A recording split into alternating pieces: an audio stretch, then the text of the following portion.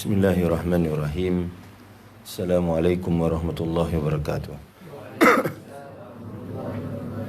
La hadratin Nabi Sayyidina Muhammadin sallallahu alaihi wasallam, bismillah arwahi alihi wa ashabihi wa tabi'in wa tabi'in lahum bi ihsanin ila yaumiddin. Bismillah arwahi masyayikhina al-kiram wa khususan ila sadatus kiram al-wara wa khususan ila Syekh Amr bin Yasir Syekh Qadir Jalani Syekh Mas'ud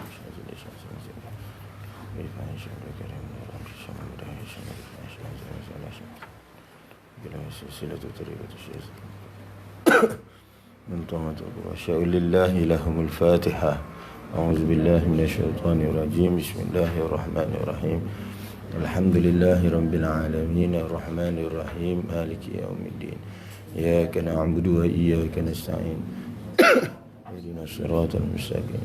Siratal ladzina an'amta 'alaihim ghairil maghdubi 'alaihim waladdallin. Bismillahirrahmanirrahim. Alhamdulillahi rabbil alamin. Wassalatu wassalamu ala asyrafil anbiya'i wal mursalin wa ala alihi wa sahbihi ajma'in. Tamu sekali yang berbahagia, tuan rumah Tuan Haji Aslin, beserta dengan ahli keluarga beliau, barisan para asatizah yang dimuliakan oleh Allah Subhanahu wa taala, seterusnya hadirin dan hadirat yang dikasihi oleh Allah Subhanahu wa taala. Alhamdulillah wa syukurillah, kita meneruskan pengajian kita pada petang ini. Kita sampai pada hadis 311. Hadis 311.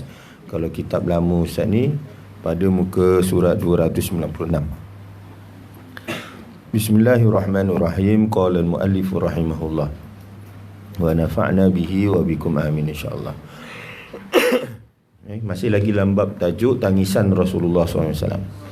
Ibn Abbas berkata, akhaza Rasulullah sallallahu alaihi wasallam ibnatan lahu taqdi fakhtadanaha fawada'aha baina yadayhi famatat wa hiya baina yadayhi wa sahat ummu ayman faqala ya'ni sallallahu alaihi wasallam atabkina 'inda Rasulillah faqalat alastu araka tabki qala inni lastu abki innama hiya rahmatun innal mu'minina bikulli khairin ala kulli halin inna nafsahu tunza'u min baini janbayhi wa huwa yahmadullahu ta'ala.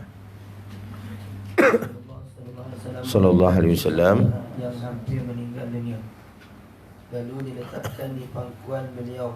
Cucunya meninggal di pangkuan Rasulullah sallallahu alaihi wasallam. Ummu Aiman menangis dengan kuat. Rasulullah sallallahu alaihi wasallam, "Wahai Ummu Aiman, mengapakah kamu menangis di hadapan Rasulullah sallallahu alaihi wasallam?" Ummu Aiman menjawab, "Bukankah engkau pernah menangis?" Rasulullah sallallahu alaihi wasallam, "Bukanlah menangis, tetapi ia adalah tangisan rahmat. Sesungguhnya orang beriman selalu dalam keadaan baik pada setiap keadaan, sehingga jika nyawanya sedang dicabut pun dia tetap memuji Allah SWT. Baik. Ibn Abbas berkata, akhaza Rasulullah sallallahu alaihi wasallam ibnatan lahu taqdi fahtadanaha fawada'aha baina yadayhi. Rasulullah mengangkat cucunya yang hampir meninggal dunia lalu diletakkan di pangkuan baginda. Famatat wa hiya baina yadayhi. Cucunya meninggal di pangkuan Rasulullah. Kalau ikut hadis ni ibnatan lahu wana, tapi sebenarnya ialah cucu Rasulullah yang wafat. Baik. Wasahat Ummu Aiman. Maka Ummu Aiman menangis dengan kuat. Sahat itu maksud dia macam menjerit lah. Saha tu maksud dia menjerit. Ani sallallahu alaihi wasallam, maka Rasulullah SAW menegur bila Ummu Aiman itu menjerit, sahat. Atabki inda Rasulillah, wahai Ummu Aiman, mengapa kamu menangis di hadapan Rasulullah? Faqalat alastu araka tabki. Ummu Aiman menjawab, bukankah engkau pernah menangis? Jadi sebenarnya di sini ialah Rasulullah SAW menegur Ummu Aiman kerana Ummu Aiman itu menjerit ataupun meratap ketika mana perginya salah seorang daripada cucu Rasulullah SAW. Jadi pada waktu tu dia meratap, dia menangis. Bila dia menangis, Rasulullah tegur, adakah engkau meratap ni di hadapan Rasulullah? Kan? Jadi Ummu Aiman pun cakap, atabki, kan? Ummu Aiman pun menjawab, alastu araka tabki. Aku juga telah melihat engkau menangis. Bakar tu menangis, tapi Ummu Aiman tu sahat, dia tu menjerit, meratap. Jadi ada perbezaan antara menangis dan juga meratap. Jadi yang meratap ni lah yang tidak dibenarkan di dalam agama. Menangis itu adalah tangisan itu adalah benda fitrah. Bila kita sedih, kita akan menangis. Sebab dia ada air mata di dalam diri kita. Jadi dia pun keluar apabila ianya bercampur dengan emosi. Baru dia keluar. Bila ada emosi tu, baru dia keluar. Jadi menangis Rasulullah SAW. Jadi Ummu Aiman cakap, aku juga pernah melihat engkau menitiskan air mata. Jadi Rasulullah kata, qala inni lastu abki. Rasulullah SAW bersabda, aku bukanlah menangis. Maksud dia, aku bukan meratap. Rasulullah SAW tu menangis, menitiskan air mata, tetapi bukannya meratap. Baik. Innamah ya rahmatun. Tetapi ia adalah tangisan rahmat. Apa maksud tangisan rahmat? Itu adalah tanda tangisan yang menunjukkan sayang, cinta. Rahmatun tu adalah kasih, sayang, cinta. Jadi apabila ada anak Rasulullah, ada cucu Rasulullah, ada orang yang disayangi oleh Rasulullah, itu menangis kerana meninggalnya cucu ataupun orang yang disayangi oleh Rasulullah tu menangis, maka itu adalah tanda seseorang itu mencintai. Tanda seseorang itu ada sifat pengasih di dalam diri dia, bukannya yang meratap. Yang kerana meratap itu bukan lagi kasih sayang. Dia sudah menjadi mempertikaikan apakah yang Allah buat. Mempertikaikan apa yang Allah ambil daripada diri kita. Seseolahnya kita tidak mahu menerima qada dan qadar Allah Subhanahu wa taala. Dia sudah lebih daripada tu. Akhirnya dia akan pergi, dia bukan menunjukkan orang tu sedih, tapi menunjukkan kepada satu bentuk pemberontakan, satu bentuk yang mempersoalkan kepada Allah Subhanahu wa taala, satu bentuk penolakan kepada qada dan qadar Allah Subhanahu wa taala. Jadi oleh sebab tu Rasulullah SAW sedang awal sebelum ianya berlaku, walaupun mula-mulanya itu dengan tujuan menangis kerana apa? Kerana menunjukkan cinta dia yang terlampau sangat, tetapi akhirnya dia akan pergi kepada yang negatif. Dia oleh sebab itu Rasulullah SAW melarang keras perbuatan tersebut daripada berlaku. Baik. Kemudian Rasulullah kata lagi, innamah ya rahmatun innal mu'minina bikulli khairin ala kulli halin. Aku bukanlah menangis tetapi ada tangisan rahmat. Sesungguhnya orang beriman selalu dalam keadaan baik pada keadaan baik, iaitu jiwa dia tidak akan memberontak, jiwa dia tidak akan pergi kepada putus asa, jiwa dia tidak akan pergi kepada ekstrim, tak ada. Jiwa dia sentiasa dalam keadaan baik, iaitu dalam keadaan bersederhana, dalam keadaan meraihkan fitrah tanpa melampau-lampau sehingga akhirnya menafikan apa yang Allah Subhanahu wa taala buat. Jadi oleh sebab itu Rasulullah SAW kata orang mukmin itu sentiasa dalam keadaan dalam keadaan baik. Sehingga nyawanya, inna nafsahu tunza'u baina janbayh, sehingga jika nyawanya sedang dicabut, wahwa yahmadullah ta'ala, sehingga jika nyawanya sedang dicabut pun tetap memuji Allah Subhanahu Wa Taala. Apa maksud dia memuji Allah Subhanahu Wa Taala? Maksud dia ialah walaupun nyawa nak dicabut, dia tidak akan lawan apa yang Allah Subhanahu Wa Taala tetapkan. Maksud dia kalau dah sampai ajalnya, maka dia akan pergi. Biasanya orang yang memberontak ini, yang pertama sekali ialah apabila keduniaan itu melebihi daripada kecintaan kepada Allah Subhanahu Wa Taala. Cinta kepada dunia itu melebihi daripada cinta kepada Allah. Jadi oleh sebab itu orang tak boleh menerima apa yang telah ditakdirkan oleh Allah Subhanahu Wa Taala, maka dia lawan. Contohnya apabila dia nak mati, maka dia tu tidak dapat menerima yang dia nak mati, maka dia lawan. Roh dia tu lawan, roh dia tu duduk di dalam, bila nak ditarik dia tak mau terima keluar, maka dia jadi susah. Maka oleh sebab tu dipanggil su'ul khatimah. Dia apa? Dia lawan, dia pegang tubuh tu, dia tak nak keluar, dia tarik dia masuk balik, dia tarik dia masuk balik. Jadi nyawa tu tak mau keluar. Kerana apa? Kerana jiwanya masih mencintai keduniaan. Tapi kalau dia cinta pada Allah Subhanahu, dia tarik, dia lepas je. Maknanya kau nak tarik aku, maka dia tarik, keluar je. Maka itu dipanggil dengan nama husnul khatimah. Tiada Jadi bagi orang yang mukmin tak ada sakit sebenarnya. Orang mukmin yang sebenar-benar mukmin itu tidak ada sakit. Kerana apa? Yahmadullah Ta'ala. Dia memuji Allah Subhanahu Wa Ta'ala. Maksud memuji di sini, satu ialah menerima semua ketentuan Allah Subhanahu Wa Ta'ala. Yang kedua, memujinya maksud dia ialah dia mengatakan bahawa Allah itulah, maka dia pun keluar.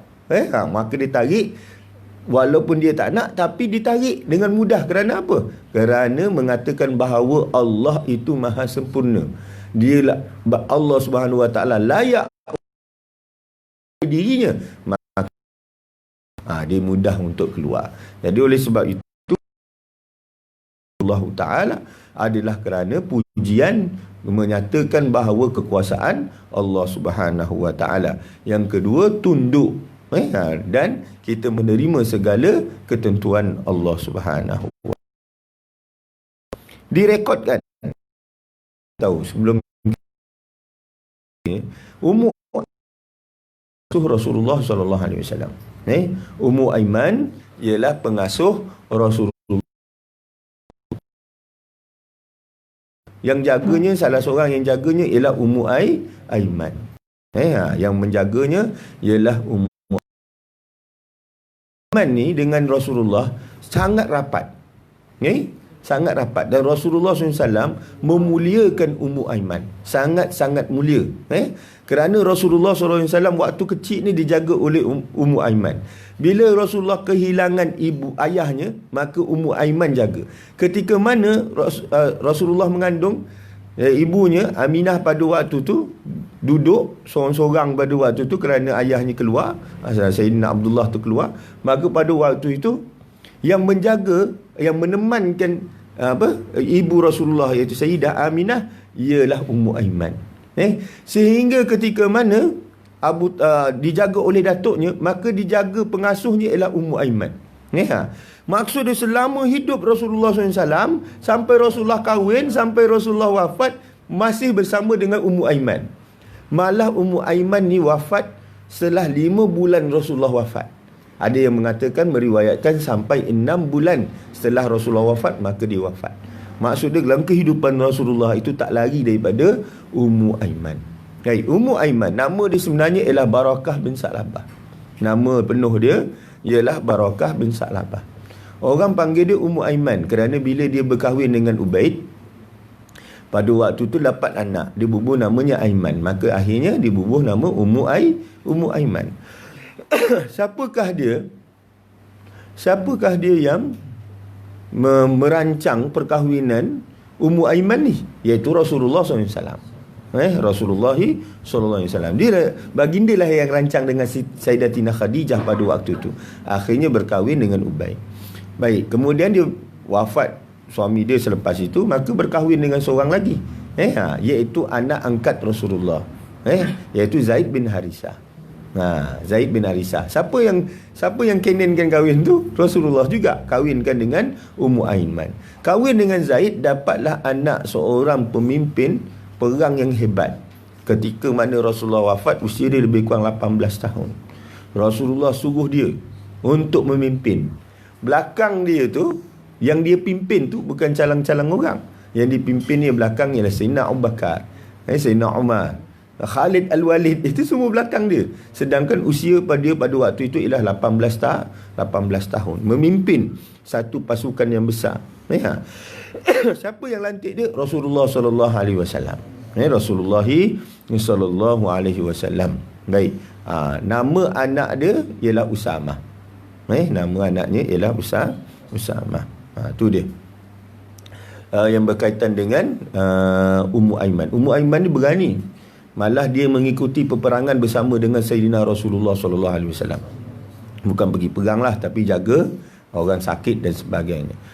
Jadi hidupnya bersama dengan Rasulullah sallallahu alaihi wasallam. Baik. Direkodkan oleh Imam Nasa'i dan Imam Ahmad. Keterangan hadis ni bertaraf sahih. Dilaporkan oleh Mahmud bin Ghailan daripada Abu Ahmad. Abu Ahmad ni ialah Az-Zubairi.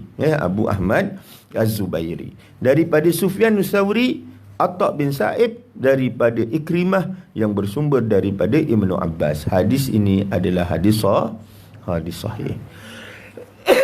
Baik. Hadis 300.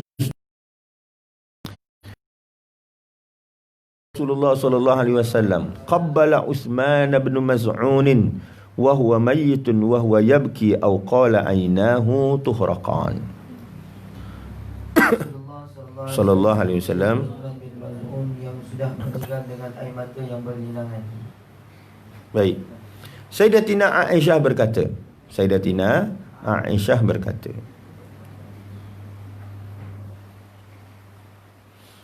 anna Rasulullah alaihi wasallam qabbala Utsman bin Maz'un. Rasulullah mencium Utsman bin Maz'un. Wa huwa mayyitun, yang sudah meninggal, yang sudah pun wafat. Wa huwa yabki, Rasulullah SAW itu menangis.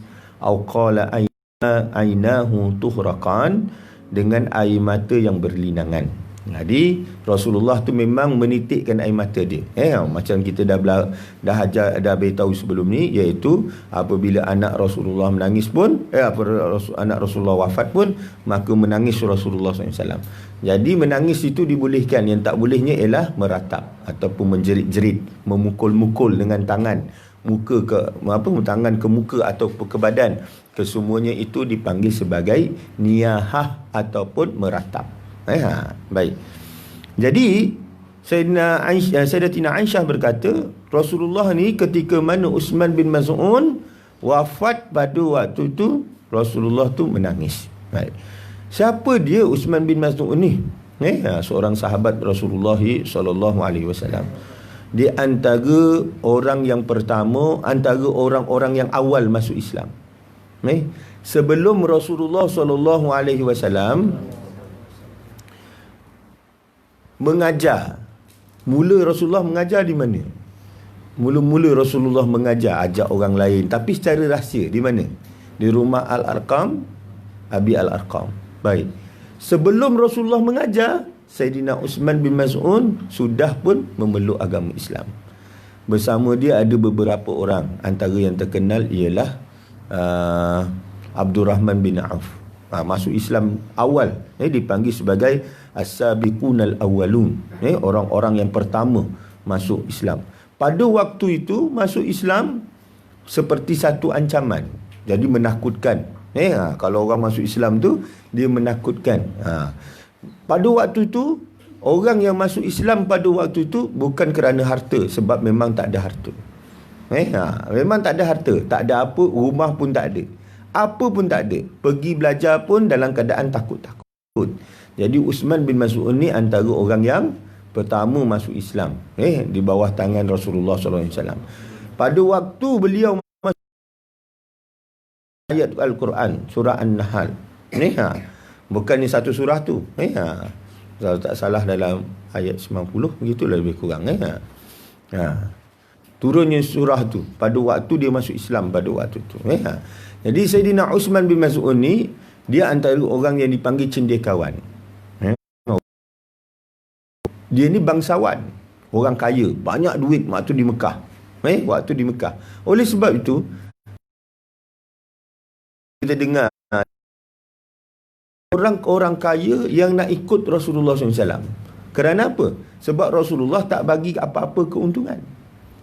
Tak ada apa-apa keuntungan. Nak kata ada projek, tak ada projek. Nak kata harta, tak ada harta. Nak kata apa pun tak ada apa. Pada waktu tu dia masuk Islam.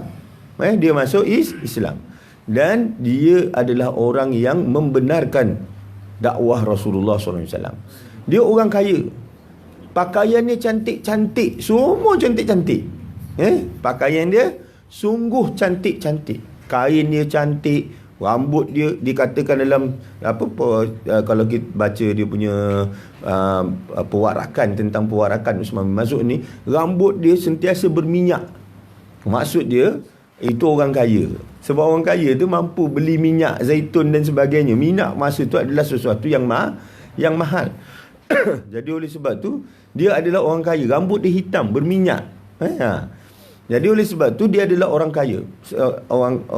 Setengah orang hari ni ada juga mengatakan dia menjaga penampilan. Kalau orang panggil ini metroseksual, maksud dia menjaga penampilan, cantik pakaiannya, kan, bercakapnya sedap, pakaiannya cantik, rambut, lepas tu bersikat dan sebagainya. Macam itulah. Jaga penampilan diri, kan, Uthman bin Mas'ud. Beliau ni 2 kali pergi hijrah. 2 kali pergi hijrah ke Habsyah. 2 kali dia terlibat untuk pergi hijrah ke Habsyah. Baik. Dan tapi akhirnya pergi Habsyah sekali, kemudian dia ikut Nabi Muhammad SAW pergi hijrah ke Madinah. Dia antara orang yang pertama berhijrah ke Habsyah, kemudian dipatah balik, kemudian ikut Rasulullah SAW berhijrah sampai ke Madinah. Baik. Sayyidina Uthman bin Mas'ud inilah orang yang pernah bercakap dengan Rasulullah yang dia tak mahu kahwin. Dia tak mahu kahwin.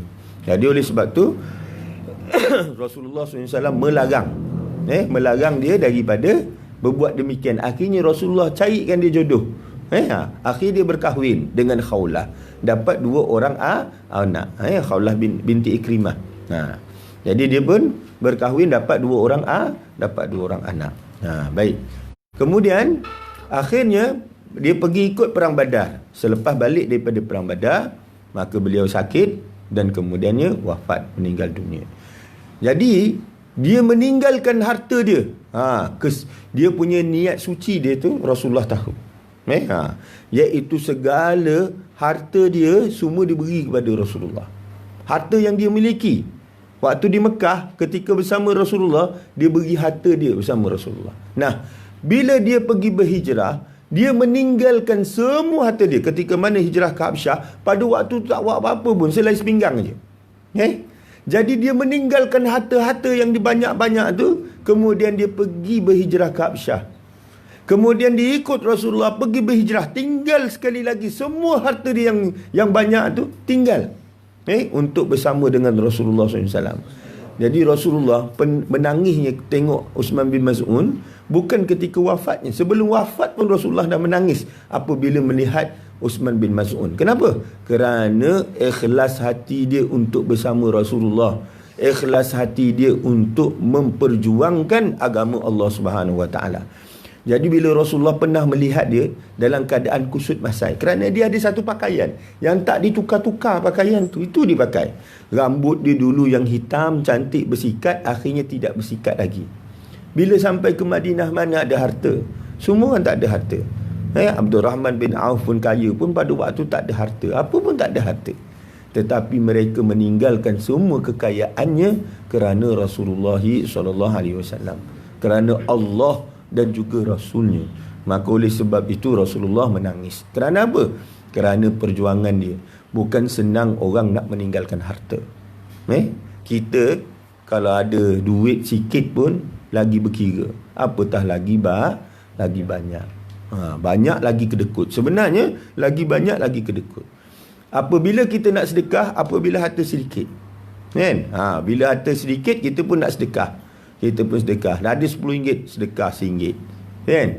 Kita rasa banyak dah tu sedekah kita. Kemudian kita pun kata, seandainya kalau aku ada harta yang banyak, lagi banyak aku bagi sedekah, Allah Subhanahu Wa Taala bagi. Kalau orang yang cakap macam tu, Allah bagi. Allah bagi tu bukan kerana dia itu bersyukur, tak. Allah uji. Bila dia bagi yang RM1,000, kita pun bagilah sedekah RM10. Kan? Sedangkan pada waktu kita kata, kalau banyak duit kita dapat, maka lagi banyak yang kita nak sedekah. Tapi rupa-rupanya diberi duit RM1,000, RM10 je lagi. Tu maksud dia sudah pun menyalahi. Allah ni suka nguji. Allah suka nguji. Bagi orang yang bercakap-cakap ni, macam ustaz ni, lagi banyak diuji oleh Allah Subhanahu Wa Taala. Oleh sebab itu, orang yang bercakap ni, kalau dicari kelemahan dia, akan jumpa banyak kelemahan dia. Sebab apa? Sebab dia bercakap, Allah akan uji. Tapi ujian Allah tak bercakap pun Allah uji. Faham tak? Tak bercakap pun Allah tetap uji. Tapi kalau yang bercakap, lagi banyak akan diuji oleh Allah Subhanahu Wa Taala. Bila dah ada RM10,000, kan, duitnya tentang infak RM10 juga. Faham tak? Infak juga RM10 juga. Bila ada RM10,000, ada RM100,000 lagi. Apa hal tu?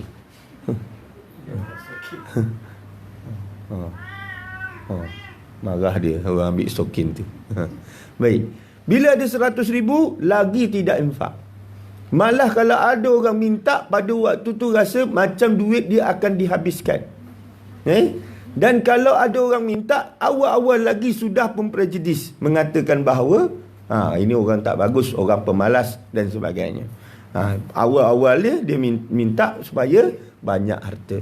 Jadi oleh sebab itu, kita dalam bermohon dengan Allah, jangan kita minta banyak harta, tetapi ialah kita kena minta bagaimana kita nak boleh untuk apa? Untuk kita ini berkhidmat ataupun kita melakukan sesuatu, keringanan kita dalam melakukan kebaikan. Jadi kalau kita nak sedekah, apa pun boleh sedekah. Rasulullah mengajar kita yang sedekah itu semua tubuh badan, ucapan yang kita ungkapkan yang baik, selawat, zikrullah, tasbih, tahmid, semua adalah sedekah. Tangan mengangkat, mandi, apa semua adalah sedekah. Semua kerja baik itu adalah bersedekah. Baik. Baik. Itu mengenai Uthman bin Maz'un. Maka Rasulullah SAW, bila wafatnya Uthman bin Maz'un, maka Rasulullah pun menangis. Direkodkan oleh Imam Tirmizi, Abu Daud dan Ibnu Majah. Imam Tirmizi kata hadis ni ialah hasan sahih. Maksudnya hadis ni sahih. Keterangan hadis ni bertaraf sahih. Dilaporkan oleh Muhammad bin Bashar, daripada Abdurrahman bin Mahdi, daripada Sufyan As-Sawri, daripada Asim bin Ubaidillah, daripada Al-Qasim bin Muhammad yang bersumber daripada Aisyah. Baik. Namun begitu, ada perbahasan ulama tentang perawi. Maksud dia ada yang menerima, ada yang tidak. Kalau yang menerima, maka hadis ni jadi sahih. Kalau tidak menerima, hadis ni tidak jadi sahih. Hadis ni tidak jadi sahih. Ada anak mengajar itu kitab yang samalah, tapi disebabkan disebabkan yang datang tu ialah orang awam. Tempat anda mengajar tu ialah tempat orang awam. Anda rasa macam tak patut sangat kalau anda cerita tentang dia punya dia punya perawi-perawi. Anda cuba baca saja. Baca itu tabarukan supaya kita dapat barakah daripada nama-nama orang soleh yang kita sebut. Itu saja. Jadi anda membaca yang sama. Anda membaca yang sama, anda kata hadis itu ialah sahih. Tetapi anda tahu hadis tu ada permasalahan mengenai apa? Mengenai perawi. Jadi oleh sebab itu anda pun apa?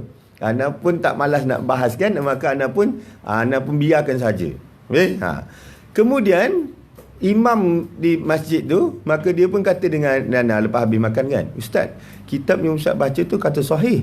Kitab yang saya baca cetakan yang sama PTS tapi dia cetakan baru kan. Maka kata hadis tu daif. Dia kata hadis dalam tu daif, yang Ustaz baca sahih katanya. Yang anda punya kitab cetakan lama. Cetakan lama ni dia banyak yang banyak yang diperbetulkan. Jadi bila dia kata macam tu, macam ta'arud, macam ada benda yang bercanggah lah. Tapi anda menjelaskan bahawa sebenarnya memang ada ulama yang kata sahih, tetapi dia tu adalah perbahasan ulama. Contohnya seperti hadis ini. Hadis ni Imam Tirmizi kata hadis hasan sahih. Bila hasan sahih, maksud dia hadis tu sahih. Walaupun tidak ada sahih Bukhari, walaupun tidak ada sahih Muslim, dengan syarat-syarat Imam Tirmizi, maka Imam Tirmizi kata hadis ni sahih. Namun begitu, hadis ni ditolak oleh Imam Bukhari.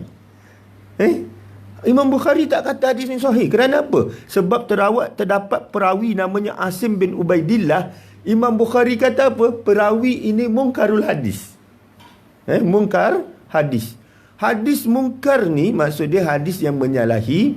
Kalau syaz ini yang menyalahi orang yang lebih siqah. Kalau syaz ialah orang yang menyalahi orang yang lebih siqah. Mungkar terbalik daripada tu. Malah ada juga yang mengatakan bahawa mungkar ini ialah menyalahi Quran ataupun menyalahi daripada maksud daripada hadis syaz tersebut. Baik. Jadi Imam Bukhari kata mungkar. Tapi mungkar ni masih lagi atas lagi. Yang paling bawah sekali dipanggil sebagai hadis matruk. Hadis matruk tu kerana yattahimu bil kizib. Dia hampir kepada kizib. Iaitu penipu ataupun mencipta hadis palsu. Tapi mungkar hadis ni atas lagi. Dia di atas. Kalau hadis syaz iaitu orang yang siqah menyalahi yang lebih siqah. Orang tu siqah, contohnya Ana ni siqah. Contohlah, angkat diri sendiri pula. Contoh, ada yang lebih siqah, Ustaz Zahari. Ustaz Zahari lebih siqah. Ana kata ya, Ustaz Zahari kata tidak. Jadi ana telah menyalahi. Ustaz Zahari lebih siqah. Jadi itu dipanggil syaz.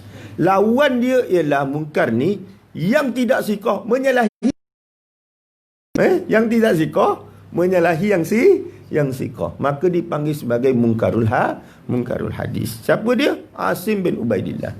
Maka oleh sebab itu ada setengah ulama mengatakan bahawa hadis ini termasuk hadis yang dhaif kerana pada Asim tersebut. Boleh faham tak ni? Baik. Kemudian hadis 313. Anas bin Malik berkata, syahidna ibnatan li Rasulillah sallallahu alaihi wasallam wa Rasulullah jalisun 'alal qabr fara'aitu 'ainaihi tadma'an faqala afikum rajulun lam yuqari fil lailah qala Abu Talhah ana qala inzil fanazala fi qabriha. Kami menyaksikan pengebumian seorang anak perempuan Rasulullah sallallahu alaihi wasallam duduk di tepi kubur dengan air mata yang berlinangan. Rasulullah sallallahu alaihi wasallam, siapakah yang tidak bersetubuh dengan isterinya malam tadi? Abu Talhah menjawab, aku Rasulullah sallallahu alaihi wasallam berkata, turunlah ke liang lahat. Abu Talhah menurut perintah Rasulullah sallallahu alaihi wasallam dan turun ke liang lahat. Baik. Jadi Anas bin Malik berkata, syahidna ibnatan li Rasulillah sallallahu alaihi wasallam, kami menyaksikan pengebumian seorang anak perempuan Rasulullah. Wa Rasulullah jalisun 'alal qabr, baginda duduk di tepi kubur dengan air mata. Fara'aitu, duduk di tepi kubur. Fara'aitu 'ainaihi, maka aku lihat. Siapa yang lihat? Anas bin Malik. Aku melihat kedua mata Rasulullah tadma'an, mengeluarkan air mata. Jadi baginda duduk di tepi kubur dan dilihat oleh Anas bin Malik kedua mata Rasulullah ni berlinang. Baik. Faqala, maka baginda pun berkata, Rasulullah SAW pun bersabda, faqala afikum rajulun lam yuqarif lailah. Maka baginda bertanya, siapakah yang tidak bersubuh dengan isterinya malam tadi? Abu Talhah menjawab, aku. Faqala Abu Talhah ana. Qala inzil. Maka baginda berkata, turunlah ke liang lahat Abu Talhah. Fanazala fi qabriha, maka Abu Talhah pun turun ke liang lahat. Untuk apa? Untuk menyambut anak Rasulullah SAW dan nak masukkan ke dalam liang lahat. Jadi nak ceritanya bahawa Rasulullah SAW menangis. Kat situ. Tapi tak pernah pun dalam hadis yang kita berbicara tentang Rasulullah menangis, Rasulullah mengeluarkan suara ataupun Rasulullah melakukan sesuatu seperti niyahah. Jadi apa yang dilakukan oleh orang-orang Syiah, iaitu menjerit-jerit pada 9 atau 10 Muharram, kemudian ditepuk-tepuk badan dia atau mengambil sesuatu untuk mencederakan badan, kesemuanya itu tidak daripada Rasulullah SAW. Dan kesemuanya itu tidak dibuat oleh mana-mana ahli keluarga Rasulullah SAW. Ingat ni? Sayyidina Husain tu awal lagi. Sayyidina Husain tu awal lagi wafatnya. Tetapi bila Sayyidina Husain wafat, 12 imam yang ada tak pernah buat macam itu. 12 imam yang ada, yang dia orang kata imam mereka, tak pernah buat macam itu. Sejak bila berlakunya tu, iaitu bukan pada zaman Rasulullah, bukan pada zaman tabi'in, dan bukan pada zaman tabi'in. Ingat tu. Sampai 500 lebih tak pernah pun buat benda begitu. Siapa yang buat tu? Yang buat tu ialah mutaakhirin. Mutaakhirin yang dah yang baru-baru ni, zaman-zaman baru ni baru buat.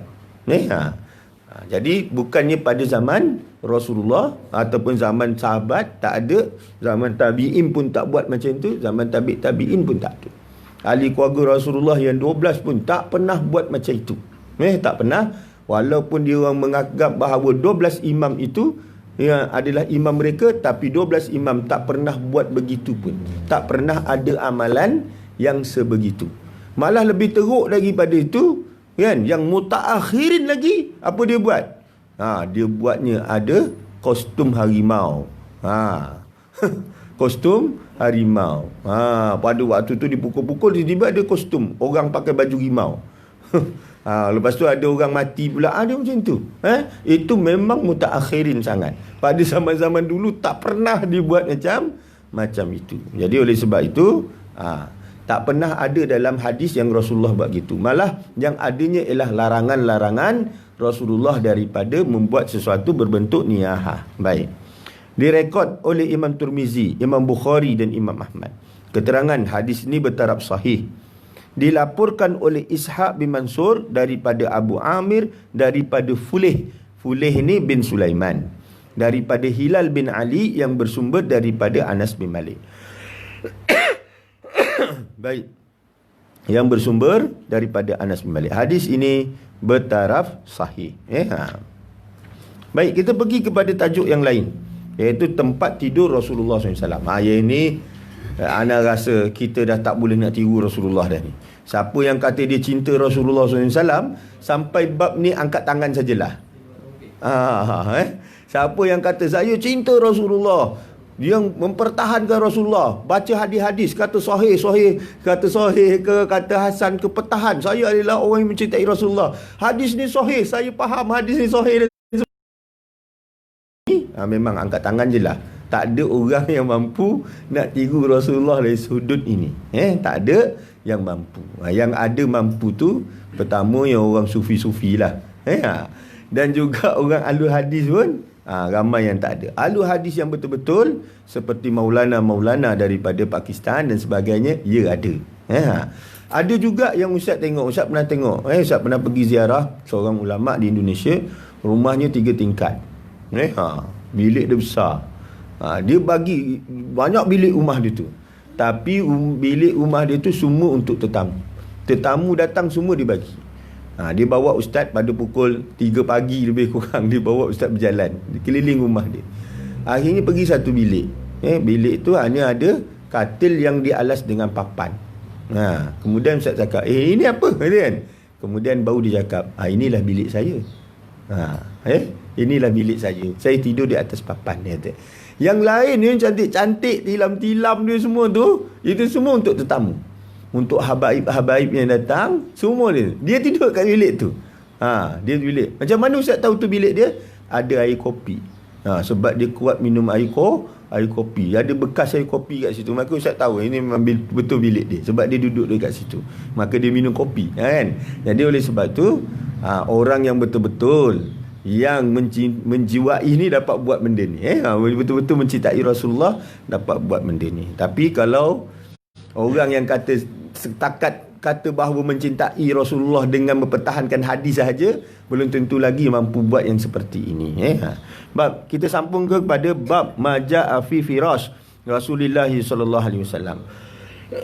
Tempat tidur Rasulullah sallallahu alaihi wasallam. Baik, walau bagaimanapun dia orang ada takwil-takwil dia orang lah. Ada penjelasan-penjelasan masing-masing. Adakah dilarang kalau kita tidur mewah-mewah ni atas tilam-tilam yang empuk ni? Kan? Tak dilarang pun. Nanti kita akan bahaskan. Baik, hadis 314. Aisyah berkata, "Innama kana firashu Rasulillah sallallahu alaihi wasallam alladhi yanamu alaihi min adamin hashwuhu lifun." Sesungguhnya alas tidur Rasulullah sallallahu alaihi wasallam terbuat daripada kulit yang isi di dalamnya rumput kering. Baik.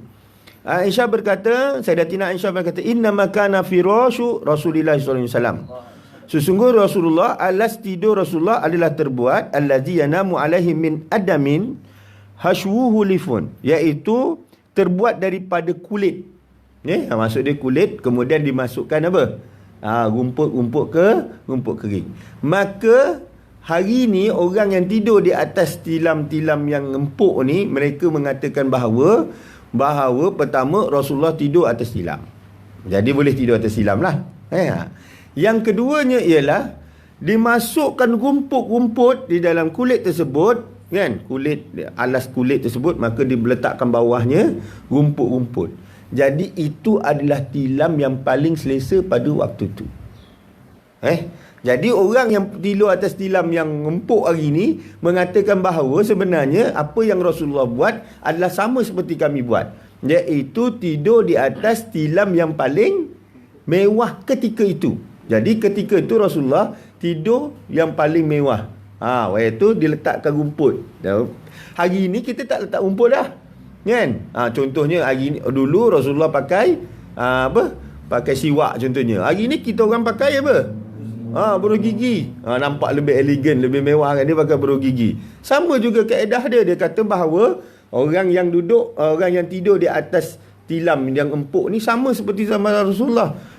Zaman Rasulullah tidur di atas tilam yang diletakkan rumput. Tapi zaman sekarang dah tak pakai rumput tu, tapi kita juga pakai yang paling enak ataupun yang selesa pada waktu sekarang. Itu takwil dia yang nak kata ada takwil tu. Itulah dia takwilan dia. Jadi kalau siapa yang nak tidur atas tilam mewah dengan niat mencontohi Rasulullah seperti mana dalam hadis tadi, maka dapatlah pahala dan kecintaannya kepada Sayyidina Rasulullah.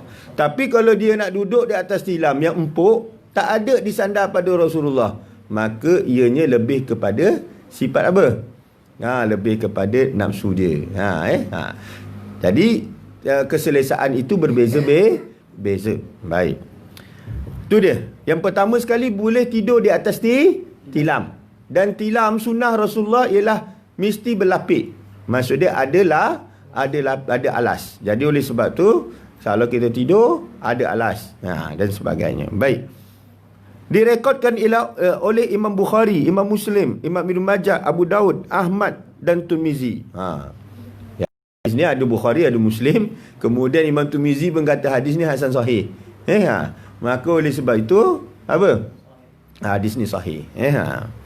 Keterangan hadis ni bertaraf sahih dilaporkan oleh Ali bin Hujur daripada Ali bin Mushir, daripada Hisham bin Urwah, daripada bapanya yang bersumber daripada Aisyah. Hadis ni adalah hadis sahih. Baik. Hadis 315. Muhammad bin Ali bin Husain berkata, Su'ilan Aisyah tu, makana firashu Rasulullah sallallahu alaihi wasallam fi baitik, qalat min adamin hashwuhu lifun. Wa su'ilat Hafsah ma kana firashu Rasulillah sallallahu alaihi wasallam fi baitik, qalat mishan nasnihi saniyataini fayanamu alaih. Falamma kana zata lailatin qultu law sanaitahu arba'a saniyatin lakana awta'a lahu.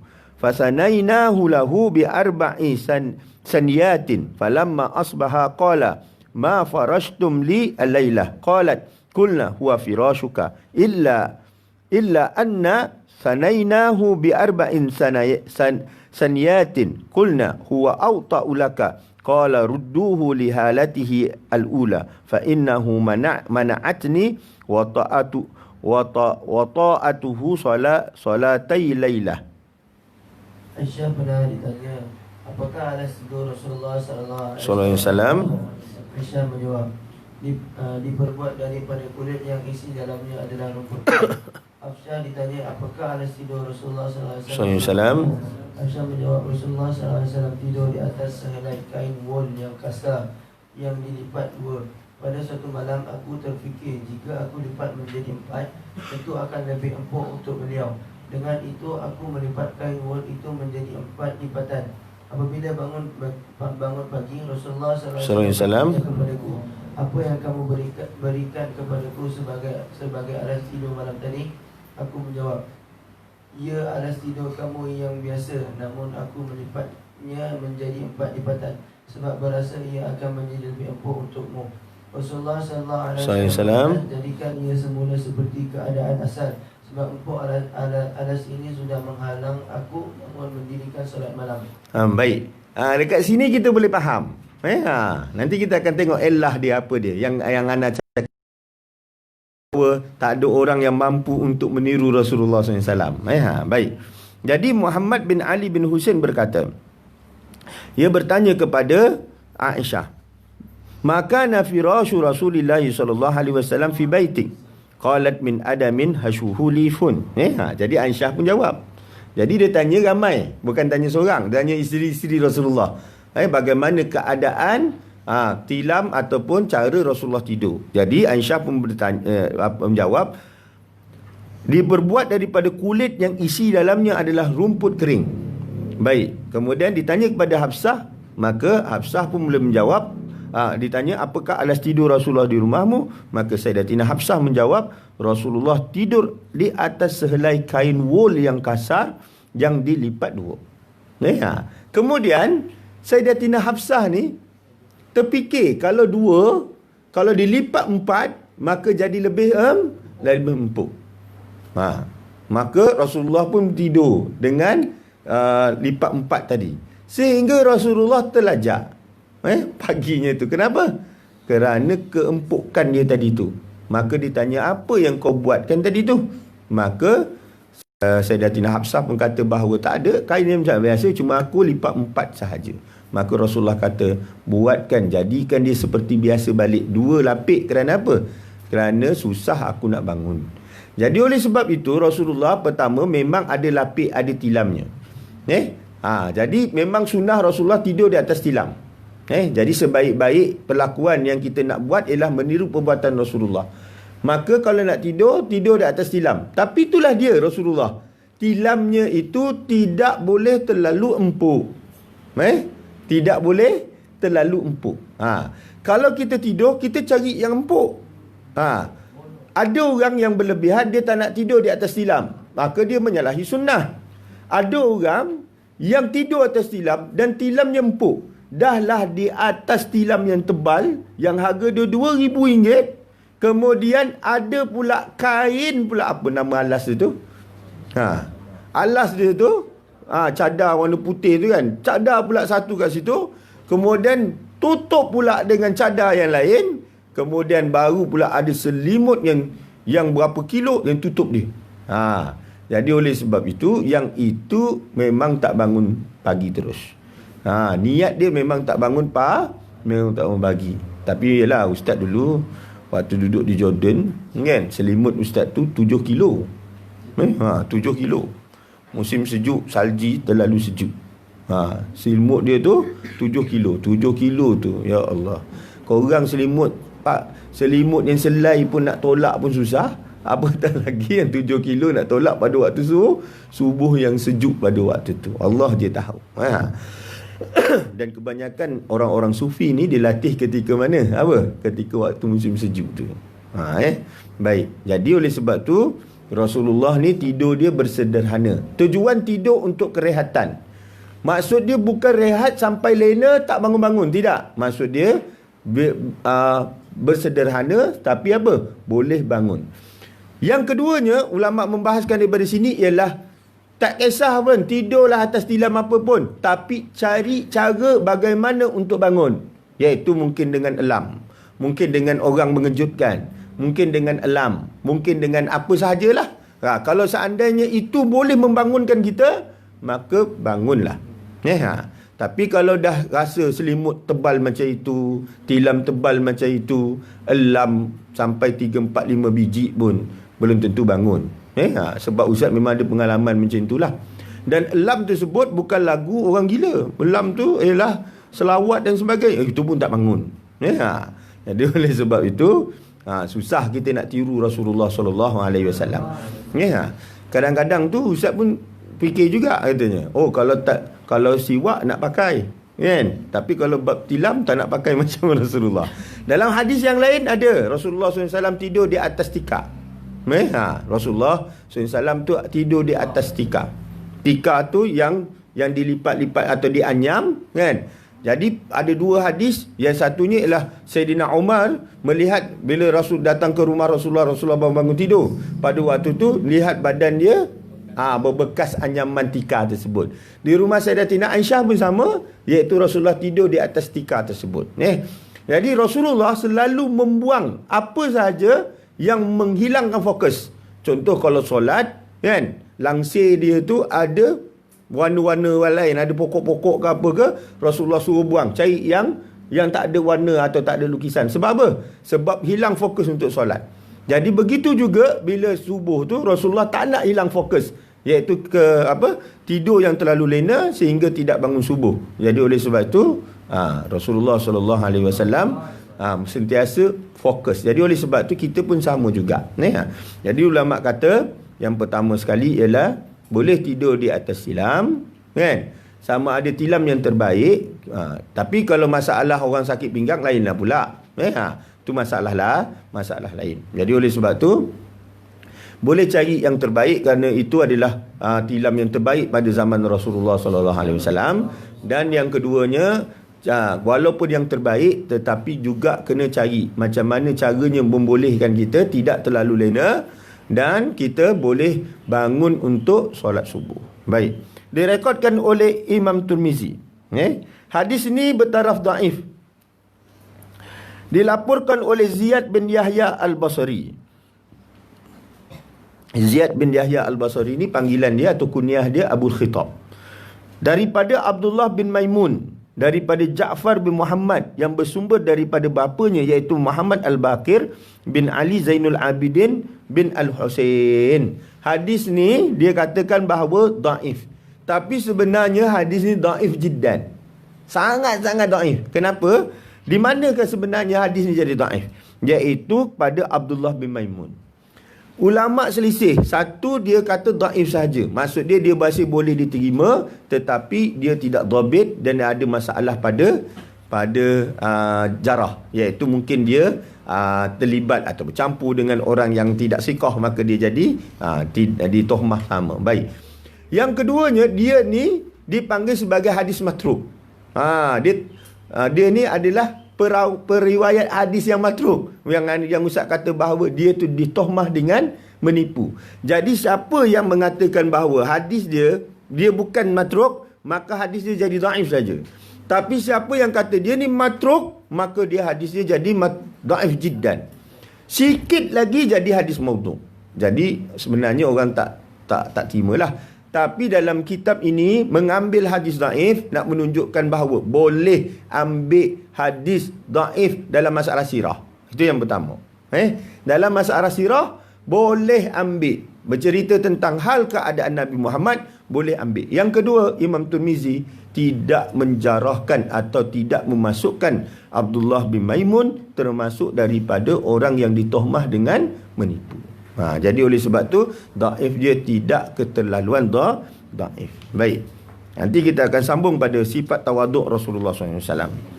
Baik. Kita berhenti sampai situ insya-Allah. Bismillahirrahmanirrahim. Alhamdulillahirabbil alamin.